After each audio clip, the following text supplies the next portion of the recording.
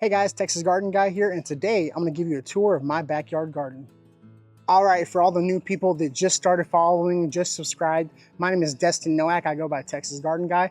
I live here just south of Houston, Texas, in a small subdivision backyard. My backyard is probably the exact same size as yours if you live in a subdivision. My entire lot is a 1/16 of an acre. My backyard is probably a 32nd of an acre, and I do a lot back here. So let's walk right into the backyard through the gate, and I will show y'all the first stop, which is my propagation area. All right, so the first thing we're gonna see when we walk into the backyard is my old greenhouse. This is my old greenhouse. It was an Amazon, I believe it's 15 foot long by 7 foot wide. I bought this on Amazon about 4 or 5 years ago. And the frame is great. It's basically like a 3/4 inch conduit. The plastic was not great. So when I got my new greenhouse, I took the old structure and put it on the south side of my yard.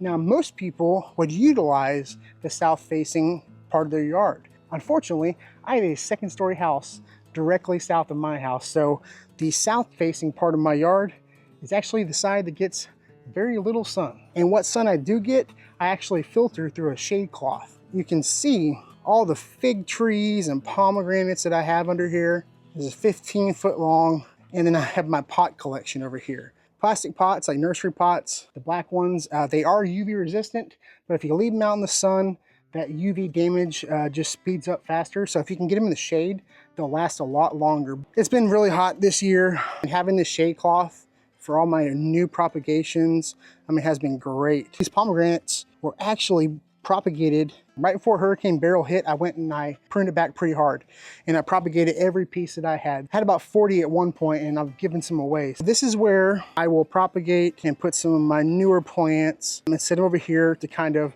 get a break from the Texas heat. I even have the plastic weed liner down to help with the weeds over here. It'll get bad. Also to keep the roots in these pots from growing through. They will from time to time, but pretty rare that they do grow through that plastic. And I move them around quite a bit.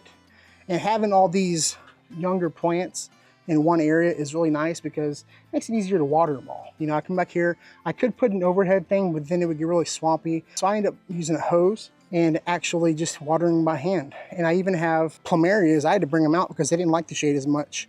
Right after I transplanted them, I put them under the shade to recover and not feel any of that transplant shock. But then after about, I don't know, a week or two, they were not happy under the shade. They wanted to be out in full sun. So I sat them here and they've been doing a lot better. They're getting quite a bit of sun outside of that shade cloth.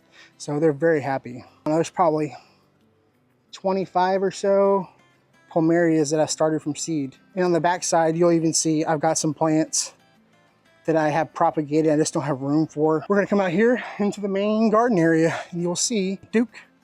Come here, come. This right here is Duke the garden dog. Duke the garden dog is probably one of the best things you can add to a garden, honestly. People that deal with squirrels and possums and stuff, get yourself a dog in the backyard. And I'm telling you, it helps so much kind of warding off stuff like that. We've had a couple possums come into the yard. Duke kind of scares them off. I don't mind them, but he's gotten into a couple of fights with them. I had to trap some possums and haul them off. Having Duke around here, he wards off the cats, the stray cats. You know, stray cats will come using the raised beds for, you know, a litter box. So he does a really good job of keeping stuff out of the yard that doesn't need to be in the yard. So now we're getting into the main yard. This is one of my first projects I did when I started getting into these Vigo beds. These metal raised beds they're an investment. They can be more expensive, but God, they last way longer. The thing I did that I'm going to be remedying soon, I put these this liner down and put the beds on top. And when I did that, I decided to go with gravel, pea gravel, and I used this plastic edging. And the plastic edging is breaking down on me. It's not going to last much longer. I already have the edging to replace this, the metal stuff, because the plastic is just falling over and let all the gravel out. One thing this year I did change and added was this tint tube structure. There's a company called Tint Tube that sends like they have these conduit kits. They'll send you basically the conduit, the connectors, and everything to make whatever kind of structure you want. And this is basically a tomato trellis. In the spring, I had my tomatoes going up and over and down. Now I was having to get a ladder out here to actually pick the cherry tomatoes. We planted the basil this year, and the pollinators have just gone nuts. We've got some Thai basil. I think it's holy basil, and I think this is that, I forget what it's called. It's basil. I don't really grow this stuff for me or for food. I plant it for the bees. The bees go nuts for this stuff. The bees go nuts. There's certain parts of my yard that I specifically plant for the bees. And so, really cool. You got some more plumerias here. I actually got them tied to the poles so that they'll not fall over. I need to do some pruning. We're gonna do a video soon of how to prune plumerias. So that, be on the lookout for that. But these are actually grown from seed as well. These are my tallest ones. They love full sun. They love full sun. So plumerias are awesome. We also got some peppers growing in these Vigo beds. Some cayenne peppers right here. They've been handling the heat pretty well. Some cayenne peppers, and I forget which one these are. The label got lost, but we'll need to top these beds off soon. See how they're kind of down like 3 or 4 inches.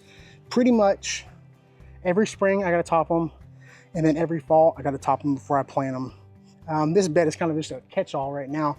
I've got a sweet almond verbena that I picked up in Louisiana. I'll be on the lookout for that video for that nursery. I did a whole review. I'm going to be doing a whole like nursery tour review of that nursery and showing you what all I got there. But over here, fence is still recovering from the storm. We had Hurricane Beryl, had 100-mile-an-hour winds, and man, just did a number on my fence. Didn't take it down, but it put a whooping on my fence, let's say that. So I've got a 2x4 in the back holding that up, but I need to get that taken care of. This is one of the beds that I typically do the Florida weave in. You see the poles I got on the sides. These are typically for Florida weaves. I think we're gonna do something different in this bed for the fall. I'm thinking about planting some rutabagas in here.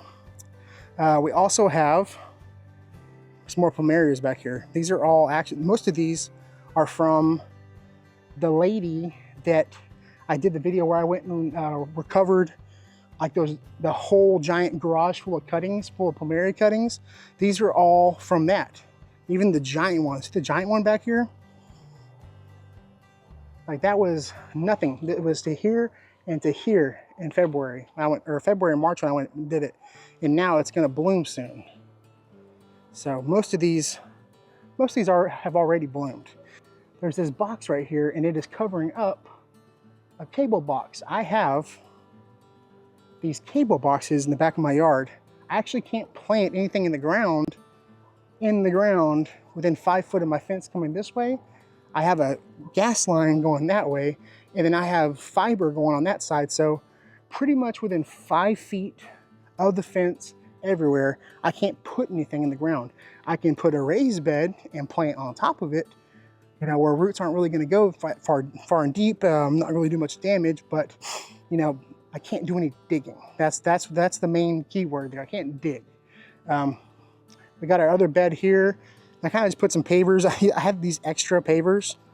They're kind of just there to act as a border. I had all my desert roses sitting there in the spring, and they were actually really liking it there.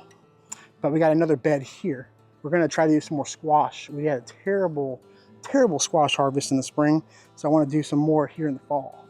This right here is my big 7x7 Vigo bed. We have a vitex planted in the middle, and it is really taken off. I mean, vitex is not a Texas native or anything like that, but it is a vigorous grower, and the pollinators go nuts for these little purple flowers. And it basically doesn't stop blooming until like Thanksgiving. It'll pretty much bloom from Valentine's Day to Thanksgiving almost. I mean, it's insane the way how much it blooms.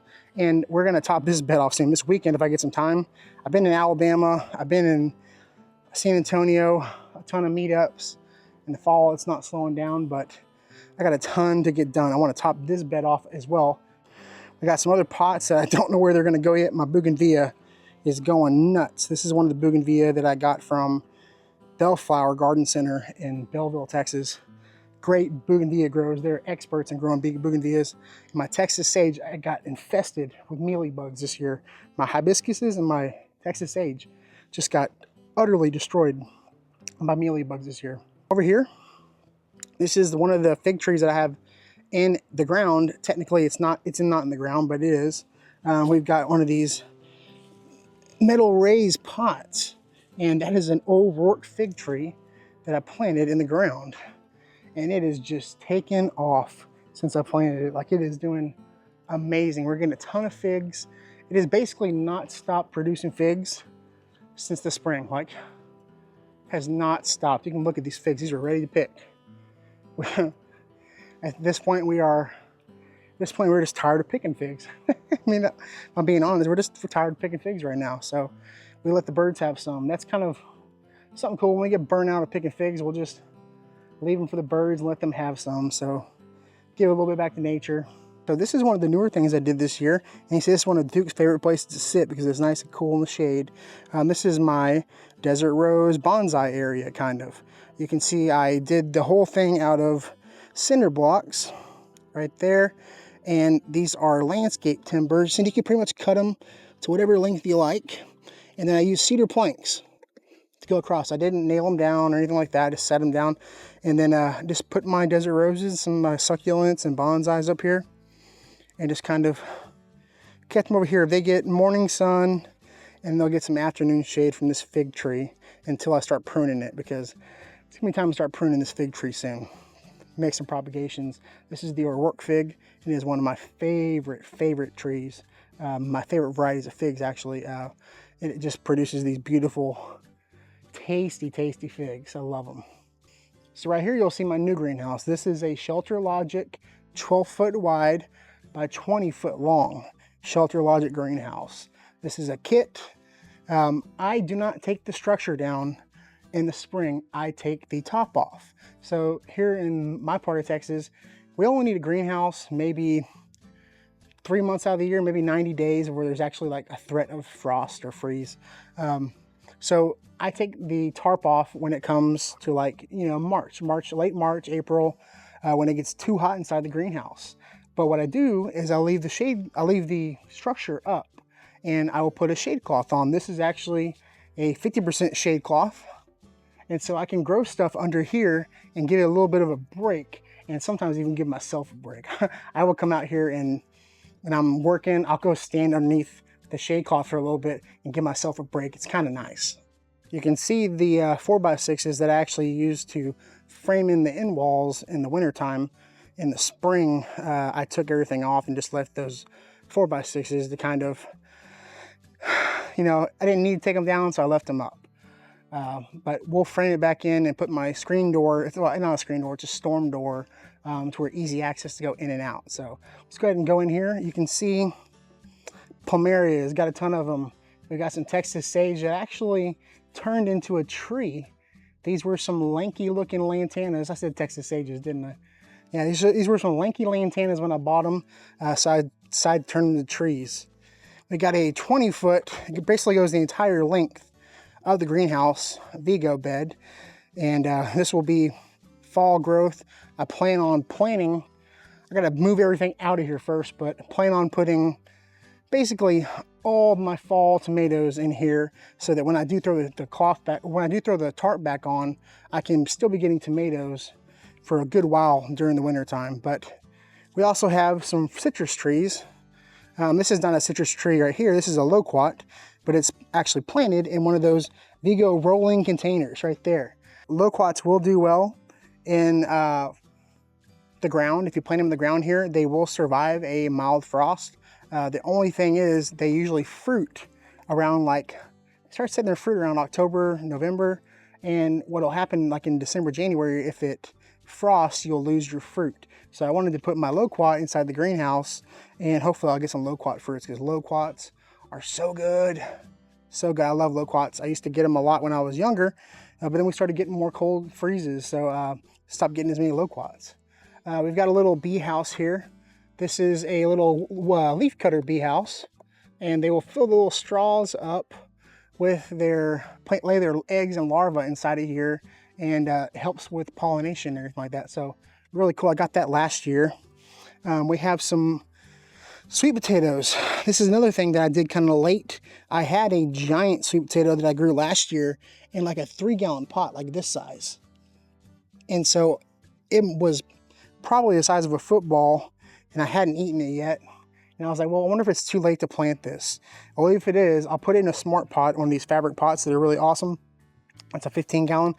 And then we'll put it in the greenhouse. And so if it needs a little more time to produce the sweet potato, it should have a little more time in the greenhouse. Although it's gonna go nuts. This whole thing is gonna go crazy inside here. I'm probably gonna have to move it. They like full sun. They're very drought tolerant, easy to grow. Sweet potatoes are really cool.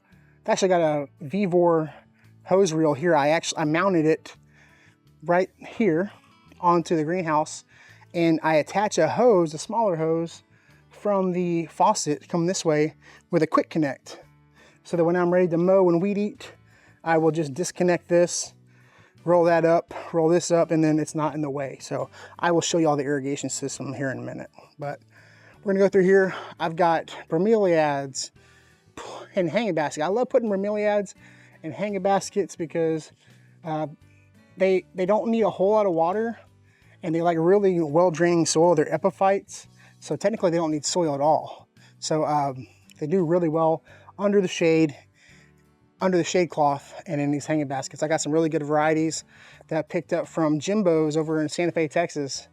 Some really cool ones, and they probably need to be in more shade right now. They're kind of getting whipped. Right here, you got 3 different citruses in these rolling containers, which means I can move these anytime I want. I haven't this year because I brought them into the greenhouse over winter. They did really well, and I didn't feel like moving them because they're really heavy. So, and they're sitting on cinder blocks. So I can put these on a dolly and move these anywhere I want. Like I've got 2 on the back patio, Calamunden right here. We've got a Persian lime, and this is actually a variegated pink lemon. Variegated pink lemon does really, really well. Got a couple fruits this year. I got some more hanging baskets on the side. This is a cucumber cactus. We got some Tahitian gardenia, really cool gardenia. Only thing that stinks about it doesn't really have any smell. All right, so my camera overheated, which is the first time it's ever happened, but it is September and it's still in the mid-90s right now, so pretty wild. But where were we? We're looking at the bromeliads and the citrus trees I've got here in the greenhouse on these rolling planters. So like I said, this is my Calamunden. We're starting to get some fruit. Starting to get some fruit ripening here. Pretty much get these almost all year round. I mean, they're pretty abundant, and I have a really good success with them. We got some eucalyptus here, and then like I said, I got 2 of these lantanas that I turned into trees.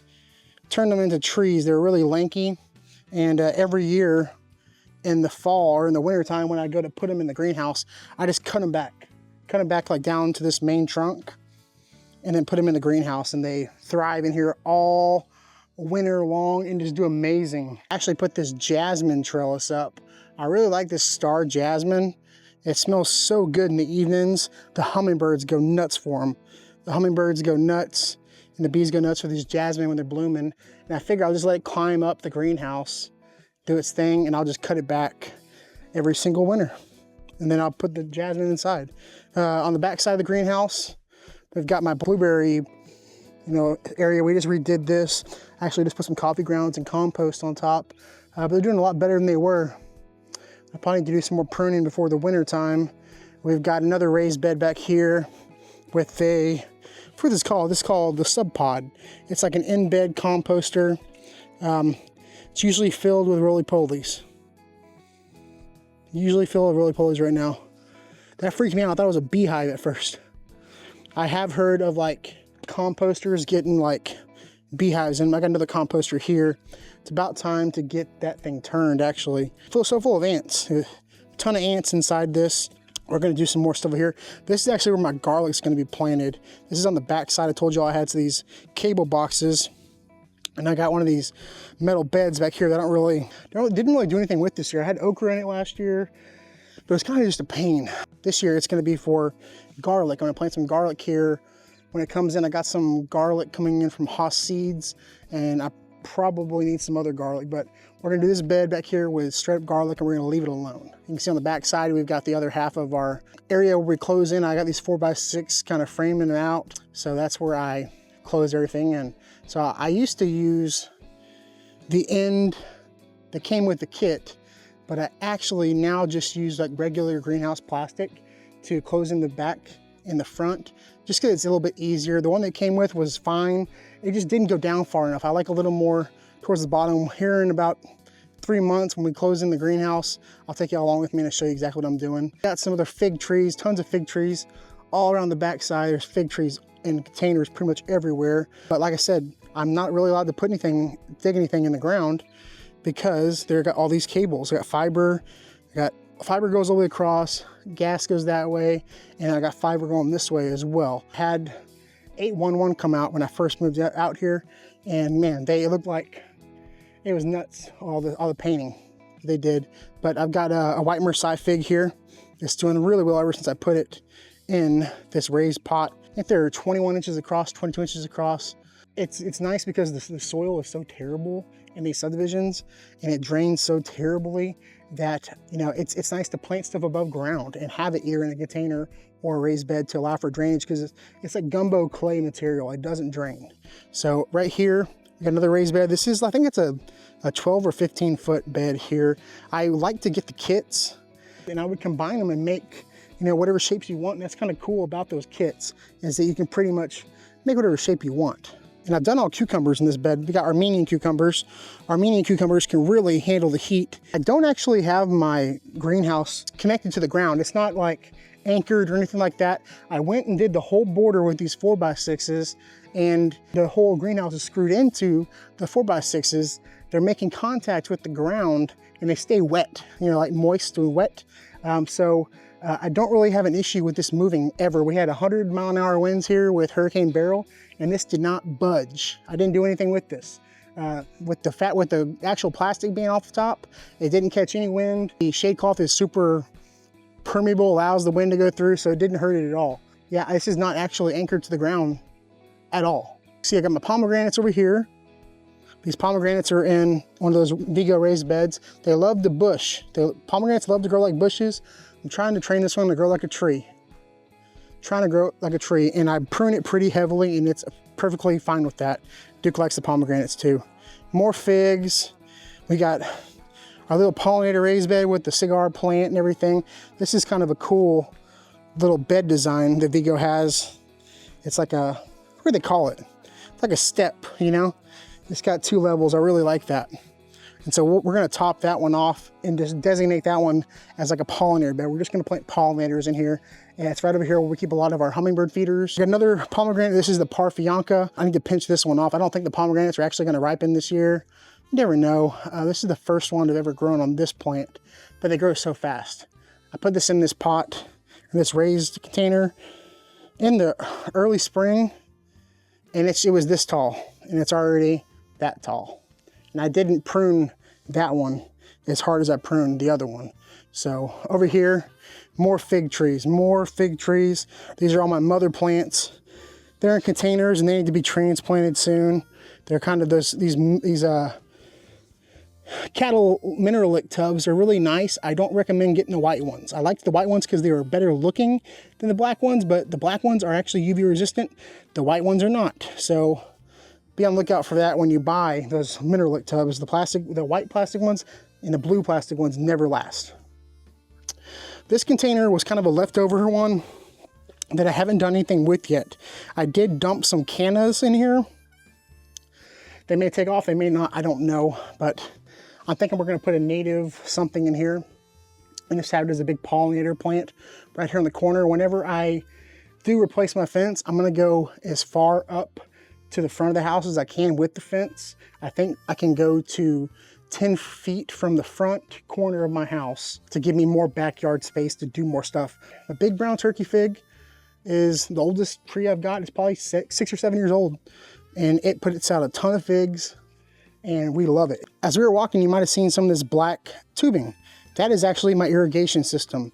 My irrigation system is a micro sprinkler set. You can see I've got them right here. And I can actually run the whole yard pretty much. Besides some of the stuff that's in the middle, I still have to run by hand with that hose, but most of this is all run off of this irrigation system. And forgive me, over here by my roses, I need to pull some weeds. We're actually gonna be redoing this whole area the way that that whole area is done. I've got all the materials, I'm just waiting for it to cool down so I can do it. So everything is pretty much ran off of this irrigation system. These are Beehive by Orbit. I can turn these on and off with my phone. And the way it works is you just can control it through an app, through the Orbit app. But I basically have one zone going this way, and it's run with that pipe, that tubing. And I have another one with this green hose going this way. And actually disconnected it because I was going to weed eat and mow yesterday. But then I'll take it to this side and attach it with a quick connect right here, right there. I don't know if I can do this one-handed. There we go. So it's connected there, and this is a manual override to turn the water on. Hold it for 5 seconds, and then it'll start sending water this way. I've actually got it set up with a schedule on my phone to run at a certain time every day. I'm just doing this manually to show y'all how it works, but got all the sprinklers going on this side. Pretty much all the way till you get right here, the blueberries. There's a valve right there where I shut it off.